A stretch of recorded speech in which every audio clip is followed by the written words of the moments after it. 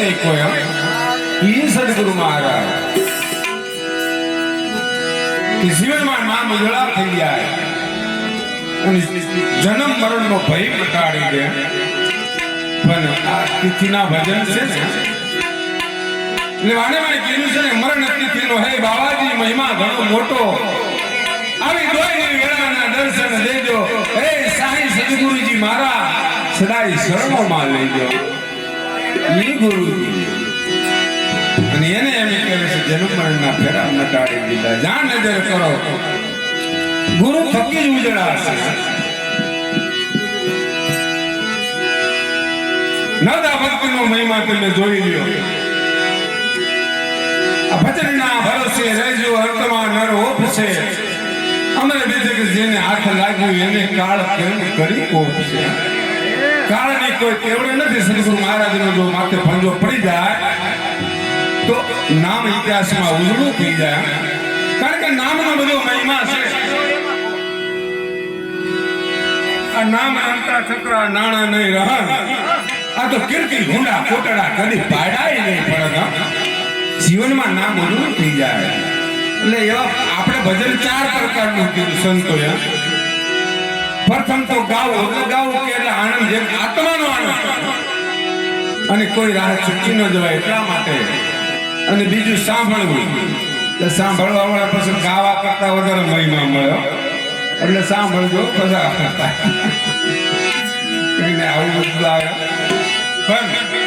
ત્રીજું ભજન કે એ તો ભજન છે જ્ઞાન ભજન છે અને ચોથું ભજન કે આપમેળે થઈ જાય આપમેળે થાય ક્યારે કોઈ વિશે ગામની અંદર કોઈ અતિથિ આવ્યો હોય આંગણાની અંદર આવ્યો હોય અને એની ઈચ્છા પૂરી કરી દો અને એની આશીષ મળી જાય તો આપમેળે ભજન થઈ જાય એટલે આપણે વાણીમાં આવતારો ગાતા હોય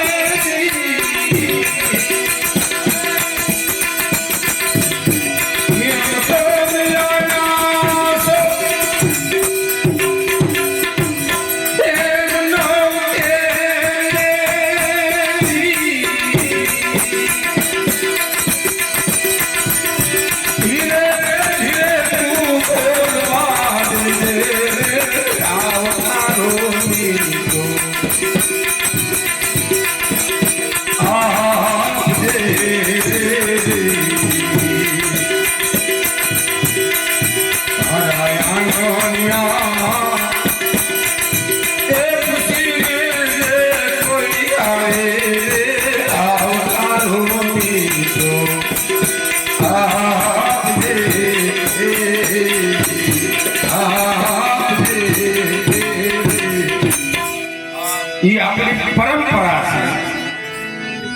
કે આંગણાની અંદર કોઈ અતિથિ આવે તો નિરાશ થઈ જવો પડે જે એમ કે ટુકડામાંથી ટુકડો જ્યાં ટુકડો ત્યાં હરી ટુકડો આપણા સંતોએ જ્યાં ટુકડો દીધો હોય ત્યાં પરિક્રમ પરમાત્મા આવીને ઉભો રહી ગયો છે પણ પ્રથમ આપણે વાત કરતા હતા ભજનના ભરોસે રહેજો તો ભરોસો કહેવાય છે ભરોસો કેવી રીતે થાય કોઈ નામનો ભરોસો પડી જાય કોઈ નામ સદગુરુ મહારાજ પાસેથી મળી જાય અને એનો ભરોસો પડી જાય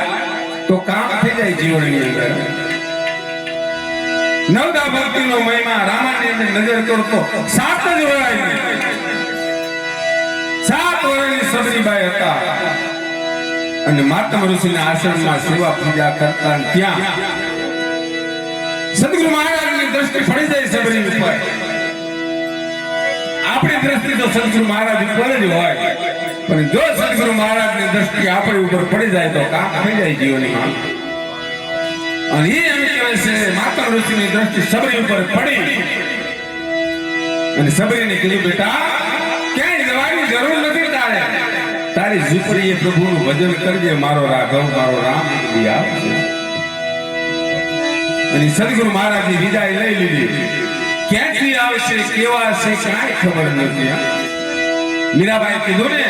પ્રેમ ભક્તિની અંદર નામે જાણી આરતી વંદન ના પૂજાતી રીત.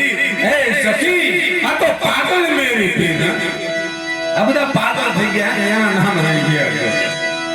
અને એ સબરી એમ કહે છે સવારમાં પ્રભુની રાહ જોવે, મારો રામ આજ આવે મારો રામ કાલ આવે. અને એ ઝૂંપડાની અંદર પ્રભુનું ભજન કરે, સીતારામ રાધેશ્યામ સીતારામ. અને સમય જતા એમ કહે છે રામ લક્ષ્મણ જે સમય વનવાસ ગયા એ દરમિયાન સબરીની ઝૂંપડીની નજીક પૂજા ત્યારે લક્ષ્મણે પ્રશ્ન કર્યો, પ્રભુ આપણે કઈ જગ્યા ઉપર આવ્યા? ત્યાં તો પ્રકૃતિ ભજન કરે છે. ઝાડમાંથી અવાજ આવે, પહાડોમાંથી અવાજ આવે, પથ્થરમાંથી અવાજ આવે, રામ રામ રામના નાદ સંભળાય. તારે રાઘવ કીધું લક્ષ્મણ થોડાક આગળ જશું સબરીની ઝૂંપડી આવશે.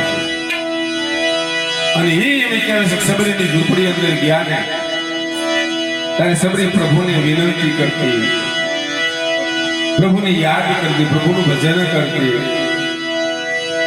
અને હીરા ગૌને જોઈને એમ કે ગાંડી ગેલી થઈ ગયા. અને જે એમ કે પ્રભુ માટે પ્રસાદ લાવી હતી, પ્રભુને ચાચી સાથે ગોળ ખવારવા મનાણી. અને એ વખતે સબરીને એવો આનંદ થયો કે રાઘવાએ એનો આનંદ તો હતો પણ મારા સદગુરુ મહારાજના શબ્દો સાચા પડ્યા ને એનો આનંદ એને વધારે હતો. અને એ રાઘવને કેવું પડતું હોય, અરે મીઠા લાગ્યા બોલ સબરી એ તારી ભાવના બોલ, ये सबरी मीठा लाग्या